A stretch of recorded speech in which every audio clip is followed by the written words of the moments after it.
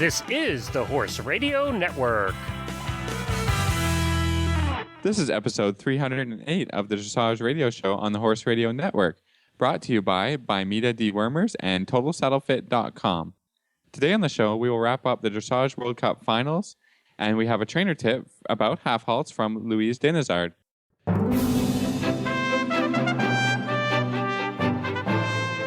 This is Reese Koppler-Stayfield from Georgetown, Kentucky.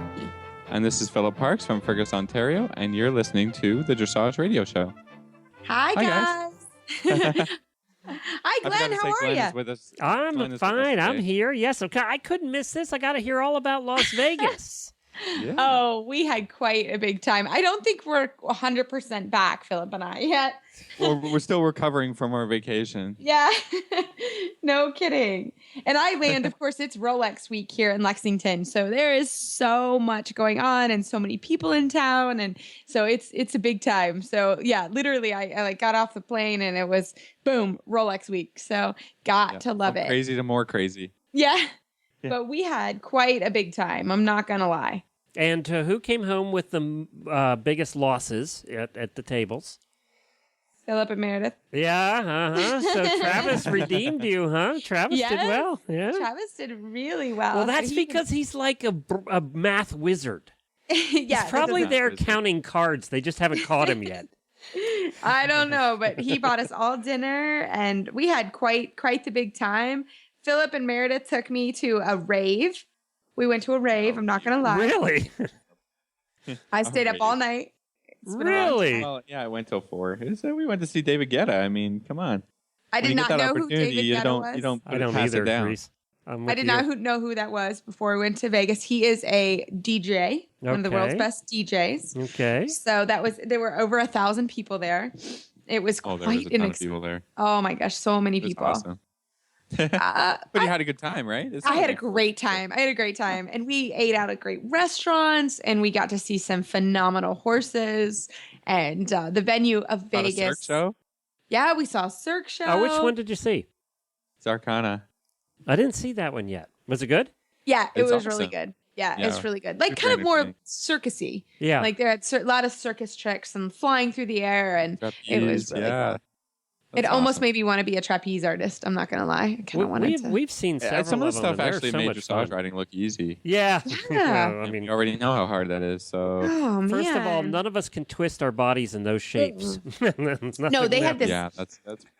They had this crazy yoga guy. I mean, I would literally, it was unbelievable what he did. Like, I try to do yoga every day or close to every day. And oh my gosh, I couldn't believe it. I was like sitting there stunned on what he could do. And I was like, oh my gosh, there's no way. No way. They usually put some comedy in their shows, all the ones we've seen too. Yep. Yeah. There were 2 clowns that were quite funny. Yeah. They were super funny, and it's just the thing about Vegas. We had a great time. We had met up with another couple as well, and we just had really a lot of fun. And it was great that the horse show went from like 12 to 4 every day. Well, not every day, but the Grand Prix was on Thursday and the freestyle was on Saturday. And I don't Friday. know if people have seen the photos from the showcase on Friday. It was just a really fun freestyles in costume kind of thing, and people had a lot of fun at that, and so it was good. You just got a little bit of dressage, because sometimes when you're at a show like any one of the big CDIWs, it's dressage all day. Yeah. And I think that can be a bit much, especially Travis was a good sport and he came along to the show, and I think that he was reaching his limit on his dressage. I think he hit it. I'm sure of it. But really, once you saw the freestyle, and we'll talk a little bit more about it later in the show, but to see Charlotte Desjardins and Villegro, I mean, really, I think anybody can appreciate it. It was that. I know you're going to talk to Lauren about this later in the show, but I just want to have one question about that. That was the only freestyle I actually watched on the video. And was the energy in the room as palatable as it seemed to be on the video? Yeah. Yeah. Yeah. Oh, for sure. Yeah. And I think actually, and really. Oh, sorry, Reese, but I was just going to say that at the press conference afterwards, they comment on that, because in Europe, it's a little bit more subdued if you're at an indoor show. I mean, there's not, you can almost hear a pin drop when the Grand Prix are going on. And when it comes to America, there's a lot more energy for the Grand Prix and the freestyles. You just get this huge crowd response, and I think that's pretty cool. That's pretty cool. But it's something maybe the horses haven't seen before. Yeah, and I would say with Charlotte's ride, everybody was super excited when she came in, and then as the ride went on, and it was really good. I swear the whole room got quieter and quieter and quieter. As you could feel it. Like people were like, "Oh my God, she may break the world record!" Like, that's what everybody was waiting for. Like, I mean, it was just going perfectly. Like you could just see from transition to I mean, that was really cool. I guess we'll talk about it later. We will, but it was. But cool. You could feel electricity in the room. That's for sure, Glenn. Well, from a completely novice horse husband point of view, who's been made to watch dressage for 25 years, the one thing I noticed that really stands out to a novice like me is the half passes. I mean, when you see somebody that does a half pass perfectly, it really stands out to novices. Yes. And that is something that really stood out to me. And I don't know if that makes any sense to you, but no, it does. They were I mean, you stunning. can see a good one. It's kind of like the horse doesn't touch the ground as he goes sideways. It's just floating, some of those horses. So that was really cool. Yeah, it was just breathtaking.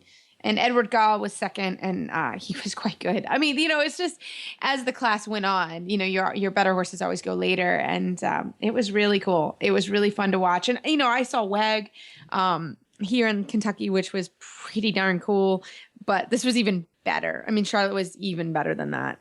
Totalist. Now, Reese, you had media passes. Did you get to kiss Charlotte's ring? I didn't, but I got awful close. I got really close to her, and I, but I didn't want to be that girl that got completely stupid and starstruck. So, but it was very cute at the press conference. She just got engaged, is what she announced. I don't know if that's been out, but I didn't know. No, I didn't know that. Yeah. She showed everybody she just got engaged. And who'd she get engaged to? Do we know? No, I have no idea. I don't know. I don't know. I don't think it's a rider. Yeah, no, she didn't mention who it was. And Reem Accra, who was the sponsor of the event and a big designer, then picked up the mic and said she wanted to design her wedding dress. So it was cute. She got more emotional over that, I think, than she did over like breaking the world record. Well, she's done that before. She didn't break the world record, but getting close. Darn close to it, yeah. Pretty darn close to having a perfect ride at the World Cup. She got more choked up over the free wedding dress. It was cute. It was really sweet. So it made me like her even more. So. Well, you know what? After you've broken so many records, she hasn't been married yet, so that's new. Yeah, right? Yeah, exactly. Yeah. Exactly. But their relationship, her and Vallegro, they just have a really cool relationship. And I think that, that is what dressage is all about. And we all work really, really hard every day on that kind of stuff. And the fact that she was able to do it was pretty cool. So. Why don't we do our trainer tip first today, and then we'll get Lauren on, and we'll have you guys talk about the World Cup. So tonight on our trainer tip, we have Luis Denazar. He is back to give a wonderful tip. Everybody really should listen to this. It's probably my favorite tip ever. Total Saddle Fit tip of the week about Halts.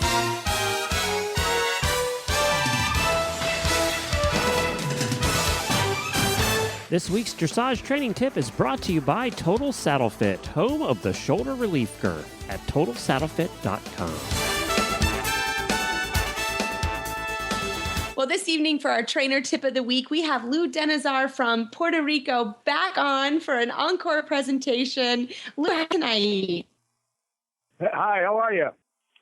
Well, we loved your pet peeve segment a couple weeks ago, so we asked you to stay on and do another tip for us. So talk to us about what your tip of the week is for our listeners. Well, one of the things that I always seem to come across when I go around and teach clinics throughout the country is people's understanding of the sequence of aids for half halting. They can always give you a piece here or a piece there, but they don't really know a whole sequence of aids the same way you would know how to ask for Canada part or ask for a half pass. And so I always feel that I go back and review that with them. So I'd like to offer that tip. Oh, I think that's great. We all use it. So I'm excited for the tip as well. So let's get started. Excellent. Well, what I usually find is that I ask them what they know about the half halt, and they give me whatever they can. Sometimes they're nervous and don't really know how to present it, but eventually we work out where I explain to them that for me, the half halt aid starts at the leg, and then it goes to the seat, and then it goes to the elbows, and it goes to the hand, so that way it's always being ridden from back to front. But I break down the sequence of those aids even more detailed by saying, what part is the leg? Well, I always say it's the upper calf, inner knee, lower thigh. That's the part of the leg, and both legs close against the horse, against the saddle, and against the horse. Then the seat, when we break down the aids for the seat, we talk about the contraction of the gluteal muscles, the abdominal muscles, and the oblique muscles, which surround our core. So a lot of people talk about the core. So when you contract those muscles together, then you have a stronger core that stays in place for the half halt procedure. And then the next aid is the elbows. What happens with the elbows? Well, if your elbows are slightly in front of your ribs or by your ribs or a little bit behind you, because some people ride with reins too long, then you hug yourself with those elbows because they're looking for the strength from the leg and the core. Then the final step is to close your hand. So those are the sequence of aids. Within that, I always try to explain to them that there's also volume and duration. So we go into a discussion about how long should a half halt last. What would you say to that, Reese? Yeah, that's a great question. And I think it depends is what I tell people. It sort of depends on what half halt you're asking for. And what are you asking? Are you asking for a general rebalancing step? Are we going into a piaffe? Are we going into a change? Sort of Absolutely. what are you asking for? So I think that's also in the half halt, what is the overall structure exactly that you're going for? Because we all know that half halts have many different jobs. We've all discussed in the past. We've read about them. We know that they have different jobs. So what I think changes is the intention of your half halt. What is it trying to do? Is it trying to produce a piaffe? Is it trying to produce collection? Is it trying to produce a halt? What is it trying to do? So I always talk about in terms of what the maximum half halt can last like. And so what I always say is in a sitting position, if you're sitting to the walk, sitting to the trot, sitting to the canter, the maximum that your half halt should last is 3 seconds. And that you need to take a 1 second break minimum in between before you can apply another half halt. Oh, that's a great way to think about it. I honestly have never even thought about duration and how to explain it. So I love that. 3 seconds for the half halt, at least a second break. That's the maximum. Yeah, that's the maximum. Yeah. And I think that it can be all the way to a half a second if it needs to be. But the aids, the leg, feet, elbow, hand sequence of aids can live up to 3 seconds in existence before it has to release, or else we call that pulling. And yes, so then exactly. That's riding backwards, and we don't do that. We try not to do that anyway. So I explain that to them, and then the last part is the volume. And what I mean by volume, it's a little bit like listening to the radio. Do you listen to your radio at a 1 or do you listen to your radio at a 10? And so your half halt aids, once they close, legs, feet, elbows, hands, within that duration of whatever your half halt's going to last up to 3 seconds, you have to scroll through the volume. So it might be a 1, or it might be a 10, or it might be any number in between those. So that's how I kind of get them to start understanding how to have the rudimentary aids of half halting and then refine it to specify exactly what they're after. I love that. So let's talk about that 10. I mean, how often I would think a 10 is, hey, I really need their attention. I really need you to pay attention. I personally wouldn't want to give a 10 half halt very often. I have given 10s before, but yeah, I have given 10s. I'm not going to say I haven't. I gave a 10 today when I had a horse sort of bolting from a palm tree. That was maybe an 11. I'm going to an 11 on that, but I mean, there's times to but when you start to talk about sort of the volume, or I like to say the dose of the aids, like how intense are you giving that aid? But I love that you've given it 1 to 10. That's fantastic. Well, and I pass the responsibility on to them, because once they ride the half halt aid in what I feel is the correct sequence, I ask them, what volume was that? And so then I either agree or disagree with them. If I say, oh, that was closer to a 7 for me, or that was closer to a 3 for me, so that they start to get their own scale of what I love 1, it. 2, 3, 4, 5, 6, 7, 8, 9, 10 is. Yeah. Yeah. Sure. No, that's a fantastic way to think about it, because there is very much a scale, and that sort of goes into what we would say is feel. How much do you feel? And what you feel, Lou, and what I feel is could be very different. Well, we're about the same height. We're about the same size, but you're, you're probably a little stronger than I am, or I'm a little weaker, or everybody's different. And so, everybody's kind of feeling of a half halt is different. So, I love that idea of developing your scale. And, we always, I tell people we want to be closer to sort of that 1 to 3 range. You may have to get up. Absolutely. You may have to go ahead and get up in the 7, 8 range if you really, need them to listen, or you're riding a young horse or whatever. But I love the fact that you're thinking about a scale, and I would challenge everybody to go and ride. And I'm going to do this tomorrow myself when I'm riding, is think about my own scale. Was that a 1, or is that a 10, or an 11 if needed? So I love that idea. That's we've never heard it talked about that, and I'm gonna use that, Lou, myself. I love that scale idea. Yeah. So Lou, the last question I have for you is, you talked about the release. Talk to me about how important that release of the half halt is. Oh, it's so important. I mean, you know as well as I that if the horse doesn't feel a break from the age closing against them, then they become a little frustrated. So they either decide that they won't move, or that they are going to run right through you and just ignore everything that you throw at them. So that release is their moment to breathe, is their moment to allow their body to relax from that moment of contraction to go forward again. Fantastic. Yeah, no, I think we all, have to be reminded of the release. It's a super important part of a half halt. It's sort of that last finale, if you'd like to say. But I love, again, just reviewing, I love the max of a half halt is 3 seconds. Again, I haven't heard sort of that time period put there. And I think that's just something, again, to note is max 3 seconds. I mean, this happens so fast. It happens, and then you have to go on again. Yeah, it happens very quickly. So it takes practice. And I love it. Yeah, I always say that, about 3 seconds on average will take a quarter of a circle. And that's the longest that 3 seconds takes. So it's a question of, in my opinion, in helping people understand this, is that once you've closed legs, feet, elbows, hands, that's the beginning of the count. 1, 2, 1 Mississippi, 2 Mississippi, 3 Mississippi is what I always say, because Mississippis keep you honest rather than going 1, 2, 3. Yes. Yeah.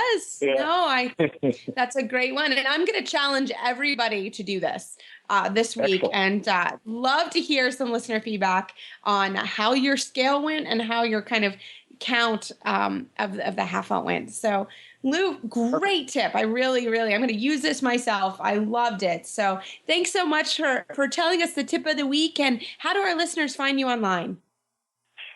They can find me at www.delantedressage.com, and Delante is spelled DELANTE, dressage.com. One of the most common and dangerous saddle fit concerns is the restriction of the shoulder's freedom to move. Some saddles slide over the shoulder blade while riding, some permanently rest on the top of the shoulders, and some pinch behind the shoulders, which inhibits full movement and leads to soreness and poor conformation. Short of buying an entirely new saddle, what can you do to give your horse the comfort to freely move his shoulders and perform at his highest potential? The saddle fit solution you have been waiting for is finally here. TotalSaddleFit.com is proud to introduce the Shoulder Relief Girth. This strategically shaped girth actually moves the girth line of your saddle back over 1 inch, thereby freeing your horse's shoulders from the saddle.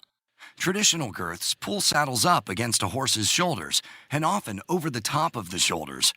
The Shoulder Relief Girth's recessed ends allow for the billets to buckle into the girth farther back to give your horse unparalleled freedom of motion. An added bonus to the Shoulder Relief Girth's unique design, is the elbow comfort feature. The recessed ends, designed for saddle fit, now relieve pressure for elbow comfort as well. Similar girths can be purchased for over $275. But thanks to the enormous popularity of the shoulder relief girth, we are able to offer them for only $124.95. We are so certain that your saddle will fit better and your horse will be more comfortable that for a limited time we are offering a 30-day, 110% money-back guarantee. If you are not totally satisfied with your shoulder relief girth, send it back for a full refund plus 10% of the purchase price. Don't wait. Order now for the best saddle fit solution available. We all know the importance of deworming our horses, and Dr. Ellefson of Buy Me to Equine is helping us make sure we are doing it right. Listen for his 4-part series the first week of every month on this very show. I just wanted to remind everyone, if you are due for deworming, why not save a few bucks on the popular Buy Me to line of wormers, including Equimax, Bimectin, Exodus, Exodus Multidose, and Equil. You can find coupons and special offers at buymeToEquine.com, including a variety of rebate offers from cash to free ivermectin. You can also get up to $2 a dose back for Equimax. And while you're at Buy Me to Equine, get your free horse health record keeper, and you can just download it there. Plus, learn a bunch about parasites and deworming at Bimeda, that's BIMEDA, equine.com. We at the Horse Radio Network all use Buy Me to dewormers because we want the best for our horses, and we know you want the best for yours too. Bimeda, and tell them the Horse Radio Network sent you. Well, we were so excited to bump into our good friend Lauren Spreiser in the media center in the World Cup, or at the World Cup. And we said, Lauren, we really, really want you to come on and do a roundtable with Philip and I about our whole experience. So, Lauren, welcome to the show again. Thank you very much. So, so you were there. I think you were on vacation, right? I was on vacation with my two best friends, and something went kablooey with the live stream, and I got voluntold, as it were, to pinch hit as the Chronicles correspondent on Freestyle Night. So I live blogged from the freestyle, which meant I got to sit in the media area, which was way swankier. Oh, it was very swanky. Yeah, exactly. Not even at all, a little bit, but they did have free complimentary beverages, which was very nice. So I had an excellent bottle of water. It was a big deal. Exactly. Well, Lauren, I've got to know, did you can get. Yeah, did you win any money while you were out there? I did not gamble 1 cent because 1 cent was really all I was willing to put into that endeavor. And it turns out you can't put a penny in a penny slot machine anymore. You have to get a card. You learned that, huh? You learned that. Those the hard sneaky way. jerks. So no, I did not gamble, but we did have an authentic Vegas moment. We had a celebrity sighting in the airport on the way home. We were hanging out in the airline lounge next to Sarah Jessica Parker. Oh, that's cool. We did. And she is did you get an incredibly autograph? nice. Is she I did nice? not get an autograph, but we chatted, and she is incredibly nice and incredibly tiny. Oh, I bet. Oh. She looks And she had super cute shoes. I kind of hate her. Oh, that's so cool, though. That's awesome. That's very, very fun. Well, we had our celebrity sighting, I'm not going to lie, when we went into the press conference, and we sat behind Hans-Peter Mendenhall, and yeah, it was pretty darn cool. Minderhout, but that's okay. Menderhout. Thank you, Philip. That's why I have you. I would just call him. We just got to get it right, you know. Got to get it right. I would have just said Hans-Peter. Very, very tall Dutch guy. Very cute. Really liked him. But so, guys, we should jump right into our roundtable discussion. Let's start with a little bit with the Grand Prix. Philip, do you have the scores for us? I can tell you what it was. Charlotte on top and everybody else below. That's Charlotte 85.4, and then Edward Gall, second place rider, 79. So you can kind of gauge it from there. And then Stefan Peters, Legolas, 76, had a very good ride. On fourth, 74.8, Uni BB, Jessica von Bredel-Verndel. And then Laura Graves with Verdadas is 74.2. Painted Black and Morgan Barbasson Maestra, 73.7. 73.6, that's really close, huh? Hans-Peter Minderhout with Flirt, and then Isabel Worth El Santo, 72.8. And I think that's pretty good. Yeah, the Grand Prix was close after Charlotte. I think you have to say after Charlotte, right, everybody? Yeah, basically.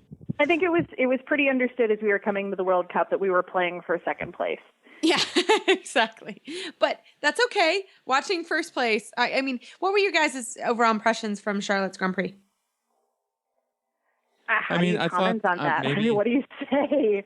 There's with every horse, you know, that you and I and Philip and our listeners will ever have, they will have strengths and they will have weaknesses, and those play off each other. You might have a horse with a 10 extended walk, but maybe really only a 5-6 collected walk, or super extended paces, but maybe not so super in the lateral work. Vallejo has no weakness. He has a huge extended trot. He has a beautiful collected trot. He piafs on the spot. He passages with grace. He's graded sideways. There's no weakness. There is nothing. There is nothing. Yeah, for sure. For sure. But he didn't score 100. So there's got to be something there, guys, to talk about. Right? Well, yeah, Philip. What was it? Yeah, what is that, Philip? Well, okay. Ahead, I was really thinking about this, preparing myself for for our show tonight, and I was really, not to be critical. I mean, there's always something, but I thought that if maybe you guys saw the same thing that I did, that I thought that the piafs actually almost got backwards. I thought there's a little moment. One, maybe. If you're really nitpicky, Philip. Yeah, but Yeah, you're right. Okay, I could give you that. I think that's such a fine line to walk when you're in that moment and you're going, okay, I could take a little risk here and I could stay here. Yeah. Or I could let my horse cover a smidge of ground. I think when you're playing at the 85% level, you take the risk, and maybe the risk means that the horse steps a smidge backwards, but yeah, for sure. But it never looked backwards. It looked backwards in a forwards kind of way. Yeah. I never saw it go backwards, but it got very much on the spot, and that's why it scores so well, right? I think for my favorite moments were the flying changes. They are just huge, and they swing, and everyone is the same. It's really beautiful to see the ones and the twos. Yeah, that's pretty awesome. She is such a quiet rider too. You just watch her, and as a neophyte looking at it, I'm trying to look for what her aids are, and boy, you don't see a lot of them. Mm-hmm. I mean, unless you're really looking. Sometimes, if you really stare, she jiggles her right hand.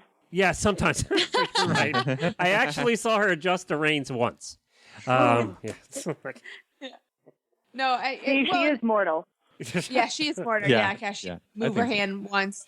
But really, what I love about watching them, and what I think we all strive for every day, is their relationship together. I mean, they are literally beautiful dance partners together.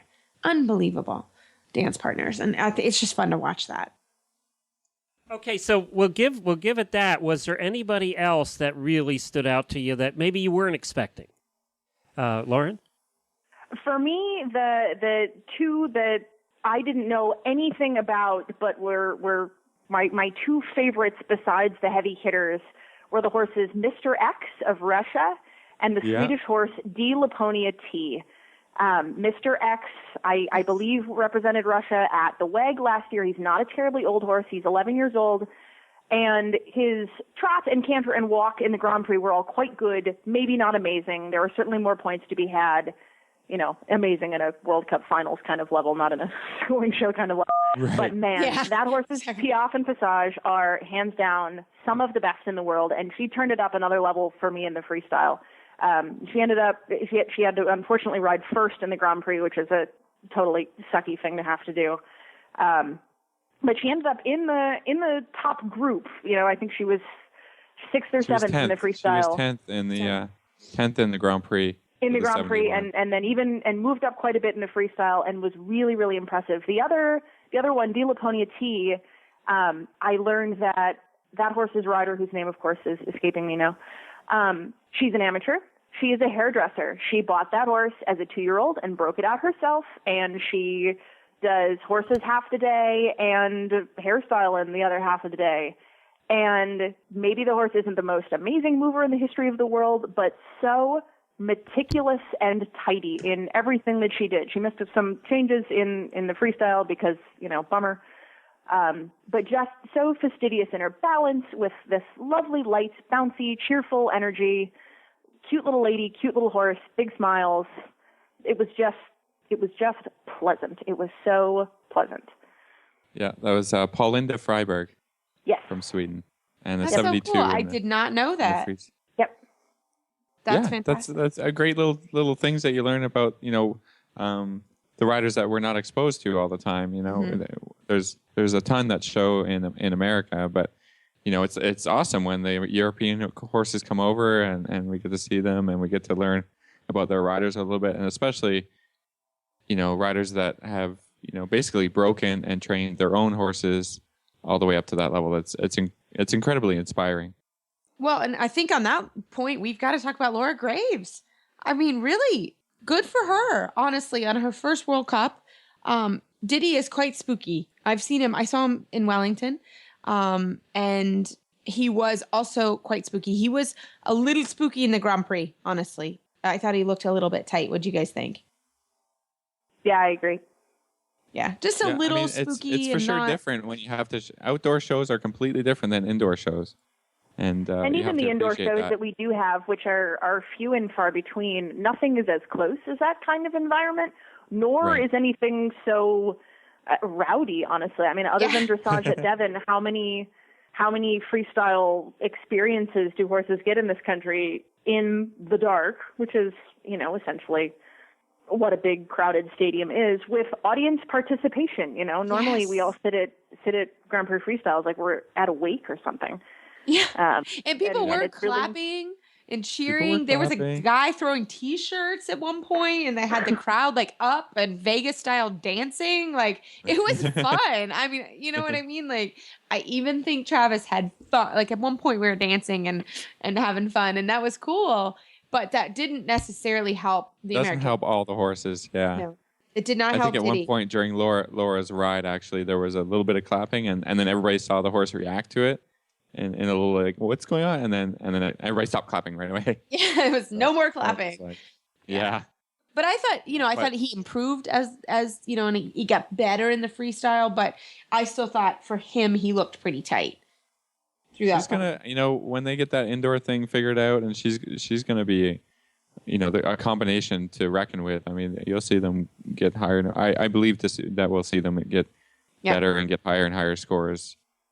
As long as their career continues. So that's something exciting to watch.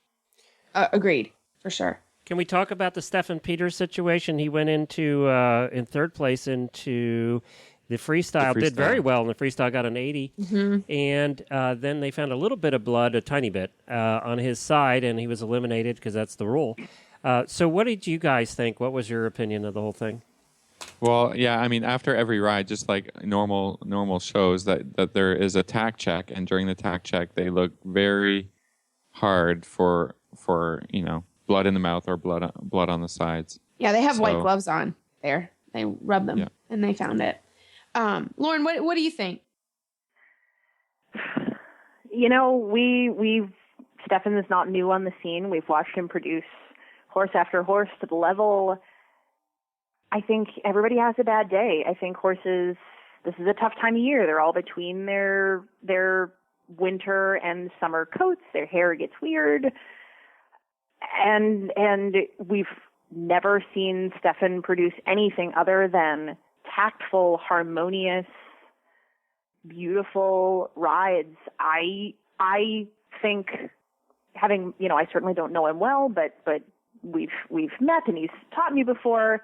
I think he's as good a rider and trainer as he is a human. And I think that everyone has bad days and bad luck, and it just wasn't his day.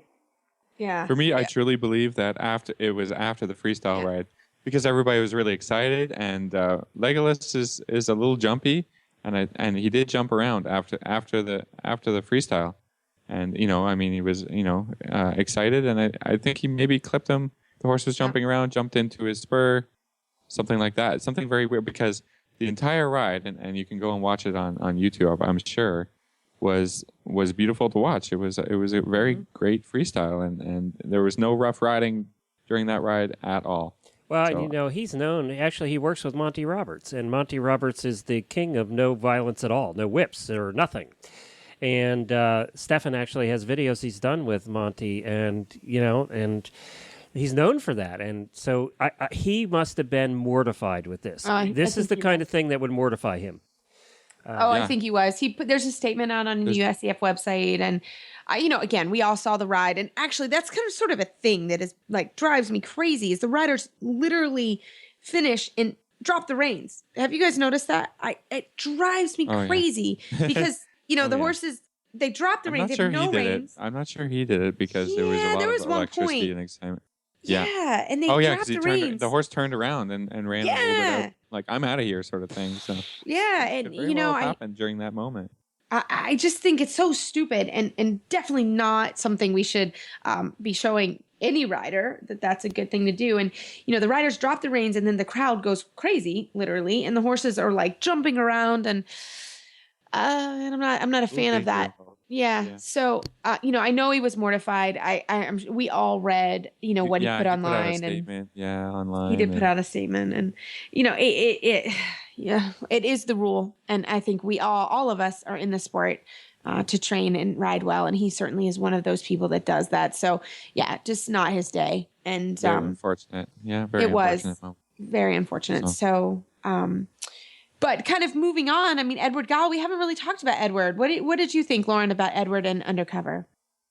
Undercover has this really interesting way of looking like he's about to blow up without ever actually blowing up. And then he walks. Like, I ride some lunatic, fire-breathing, whack job horses, and they're consistently loony. That one has this sort of edgy hair on fire trot and this edgy hair on fire piaffe and passage and canter. And then he walks. And you want to talk about dropping the reins? Edward drops the reins and tools out of the arena like da-da-da. Yeah, it's all over. And I think that is simultaneously really cool and really terrible because it affects not terrible like Edward's doing it, but unfortunate terrible because it you watch that horse holding your breath, and that I think that's why he doesn't get better marks than he does because. If you look at him in photographs, if you look at him in silhouette, the work he produces is beautiful. But it's that, like, waiting for the other shoe to drop feeling that the horse gives me, for sure, when I watch him. And I like the horse. The horse looks like fun. I'd love to ride him. But but he just keeps has you on that, the edge of your seat, for sure. And he does. And I just... produce. Well, and talking about the Charlotte effect and what Charlotte and Vallegra have done for the sport, I think we've really swung around on what is being presented now. We didn't see horses lose their cool. We didn't see horses curled up behind their vertical ringing tails like we did at World Cup finals and Olympic Games of 8 to 10 years ago. I think a lot of that is gone. And we're looking for correct and harmonious and supple and swingy. And correct? Absolutely. Harmonious? Absolutely. Supple and swingy? For Undercover? Maybe not so much. Yeah, right. I mean, I do. Yeah, I believe just like you, Lauren, that Charlotte has produced a new standard of what we're looking for. And that, I think I've said this before 10 years ago, that sort of harmony we didn't see. So, I liked Edward and Undercover. I mean, but they do keep you on the edge of your seat, and I like that little bit of a edge to a horse, a little bit of excitement from a ride. But he didn't look difficult to ride. I thought that we did a little bit in our preview for the World Cup. We talked about how Edward's transitions and his riding is really, you can barely see when the horse goes from extended trot back to trot or passage, that you don't see a lot of the aids there. And it's, it's fairly smooth that way, but there is just a ton of energy and power. And for sure the horse walks really well. I mean, I liked it. I like to see that a little bit, And we have not given Uni Bibi any love. And I just, Jessica, what was her last name, guys? Sorry. Von Bredel Verdel. Oh, that was awesome. I mean, that's a really cool horse. And he's not that old, is he? He's not that young either. I think if he's a U, then he's 14. Okay. Yeah, 14, I think he's 14? 13, 14. Yeah, you're right. Yeah. You're right. No, You're right. It's a neat horse. She's young. She is young. She's very young, and she is annoyingly beautiful. It is just sort of and disgusting, nice. actually. She seems very nice. We saw her at the press conference, and she's adorable. So, yeah, she seems... But, I mean, that horse is strong transitions, and she could tell she was really going for it. You know, she put sort of all her cards on the table, for sure, and, I mean, was very successful. And I really liked her freestyle. She came in, halted, went canter right away, right to a pirouette. But we got to talk about how she entered to words from Martin Luther King Jr.'s "I Have a Dream" speech. Yes. And between that nonsense and Stephen Peters' "Hey, I'm Legolas. Let's go." Ugh. I had the gags. I'm sorry. I couldn't do it. I like words in freestyles as much as the next guy, but like, yuck. Well, I think hers was, I think that certainly got lost in translation, to be honest. Like, she's German, and I don't think I don't think the sort of the connotations of the "I Have a Dream" speech was at all put in there. So, or she understood. That was my take on it, was like, does she really know what that speech is about? Like, I don't know. The Germans all speak better English than we do. I bet that was just what they thought was cool, and I don't know. I guess I'm not in that camp. It was not that cool. It was not that cool. And she talked about later that she had a dream. What did she say? I don't remember. She came, I think it was her voice later in the freestyle. She had a dream. It was, I'm with you. I didn't translate. That all of us will love and hug one another and sing Kumbaya. Blah. Yeah, I was more talking about. I like the horse, guys. I know, yeah. Bunch of curmudgeons on this show. Sorry. I'm with you, but I liked the horse, and I liked her riding, and you could tell she was really going for it, and for sure.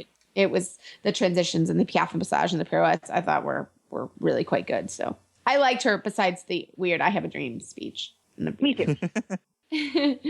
So anybody else that stood out in the freestyle for everybody? I mean, I thought it was interesting, the first few riders, definitely not bad riding or whatever, but I thought it took away a little bit because they had really nice freestyles and nice music, but I thought the riding got a little sloppy, and I thought, well, if you're not going to nail the technical parts in the freestyle, then, the music and everything else that you do is, beside the point. So I just was a little disappointed there because I thought there was some really nice technical riding from these riders in the Grand Prix test, and it just brought it down a notch in the Grand Prix, and that's the difference between the top and the top 5 and the bottom, 5 or whatever. But that was just what a comment that I guess I would put towards on the negative side. Lauren, but that's the way it goes, right? Yeah. Well, I think that's just a good reminder for everybody. Don't put something in a freestyle if you can't do the technical part. It doesn't work. Right. I think, if it's hard, it's hard, right? And especially maybe if it's your first World Cup or something like that, maybe make it a little easier stuff that you can do and show off really well, rather than maybe doing a little bit too much of a challenge to make it difficult and try and get the points there in the freestyle. Now, Philip took Reese to a rave, which is something she had never done before. Did you get to go to a rave or anything you had never done before? It is entirely possible that my two friends and I went to the Thunder from Down Under. Okay, for anybody that doesn't know what that is, can Google that. For those who do not, don't Google it at work. Don't Google it at work. It is an all Australian male review. Uh-huh. Do they make them bigger down there? Yeah. Just like Texas, everything's bigger in Australia. And we're going to leave it at that. It's enough for me. Well, everybody, Lauren, how can our listeners find you online? They can find me on my website, www.sprizersporthorse.com, SPRIESER, sporthorse.com, or on Facebook at facebook.com/Lauren Sprizer Dressage. You can also read my blog at the Chronicle of the Horse. Well, Philip, that was an awesome wrap up of really, we just had a great trip. We may have to make it an annual. We may have to find some horsey thing, or maybe not, to do an annual trip with all of us, because we really had a big time. Yeah, I think that sounds awesome. I'll sign up for that right away. Deal. Well, we also had a really fun listener meetup at the World Cup. It was really fun. We met a couple of our listeners out in the I don't know, entrance part of Thomas and Mack Arena, outside the stadium, basically. Yeah, it was cool. Yeah, it was really fun. We had some great feedback, and like we always say, we really do like feedback. It's great for us, and we certainly try to do it. Some of our listeners wanted more European riders, and we'll work on that. There's a little bit of a time problem when we record, and the time difference creates a bit of an issue, but it's 2 in the morning there. Yeah, it's 2 in the morning. So we will work on that, though. That was a great tip, and we will work on getting more international riders on. That was a great tip. So keep the emails and Facebook shout outs coming. We always love them. And you can find our show notes and links to today's guests on our website, dressageradio.com. Like us on Facebook, just search Dressage Radio Show. Follow us on Twitter @Horse Radio. My website is maplecrestfarmky.com, and my email is reese@horseradionetwork.com.